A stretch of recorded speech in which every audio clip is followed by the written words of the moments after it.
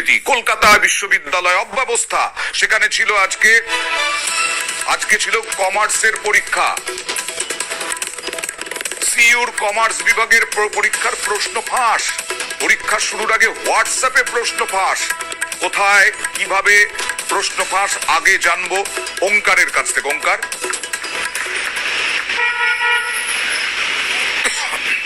দেখো, কলকাতা বিশ্ববিদ্যালয় বাণিজ্যিক বিভাগের পরীক্ষা এই মুহূর্তে চলছে। আজকে পঞ্চম সেমিস্টারের ট্যাক্সেশন 2 পেপারের পরীক্ষা চলছিল এবং কলকাতা বিশ্ববিদ্যালয়ের অন্তর্গত মহারাজা মনীন্দ্রচন্দ্র কলেজ এবং এখানেই কিন্তু অন্য একটি কলেজ থেকে পরীক্ষা দিতে এসেছিলেন পরীক্ষার্থীরা।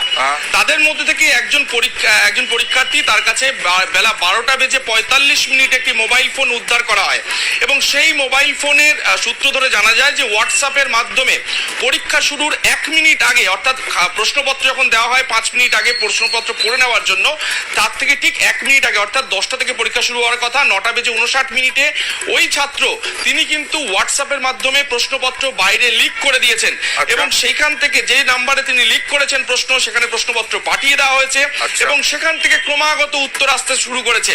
এর পরবর্তী সময় যখন বেলা 12:45 পরীক্ষক কিভাবে মোবাইল ঢুকলো মহারাজা মনীন্দ্র কলেজে, উনি কিভাবে পরীক্ষা দিতে গিয়ে মোবাইল নিয়ে ঢুকতে পারলেন?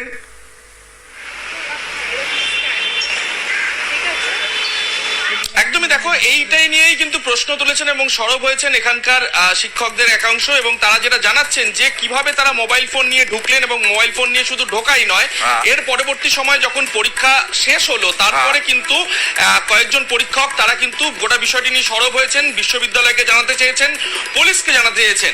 কিন্তু সেখান থেকেও দেখা গেল বাণিজ্য বিভাগের একজন শিক্ষক তিনি কিন্তু গোটা বিষয়টি প্রতিবাদ করে তিনি জানাচ্ছেন যে না, বিশ্ববিদ্যালয়কে জানানোর কোনো প্রয়োজনীয়তাই নেই, মানে বা এর পাশাপাশি হচ্ছে কি পুলিশকে জানানোর কোনো প্রয়োজনীয়তা নেই, যেটা হয়ে গেছে সেটা ছেড়ে দেওয়া হোক, এরকমই কিন্তু অভিযোগ এক শিক্ষকের বিরুদ্ধে।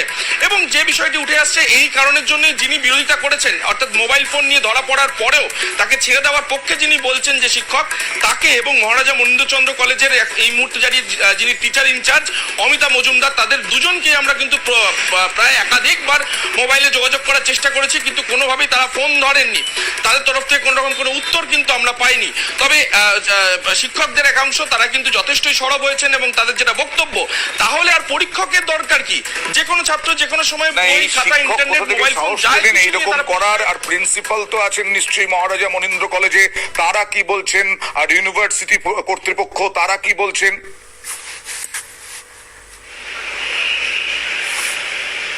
একদমই, দেখো, এই মুহূর্তে দাঁড়িয়ে মহারাজা মনীন্দ্রচন্দ্র কলেজের প্রিন্সিপাল তিনি গত 31 তারিখ রিটায়ার করে গিয়েছেন এবং টিচার ইনচার্জে অর্থাৎ এই মুহূর্তে টিচার ইনচার্জ যিনি রয়েছেন, অর্থাৎ টিচারদের দায়িত্বে যিনি রয়েছেন অমিতা মজুমদার, তার সঙ্গে আমরা টেলিফোনে একাধিকবার যোগাযোগ করার চেষ্টা করেছি, কিন্তু তিনি কোনোভাবেই টেলিফোন ধরেননি, তিনি ফোনই ধরেননি। এবং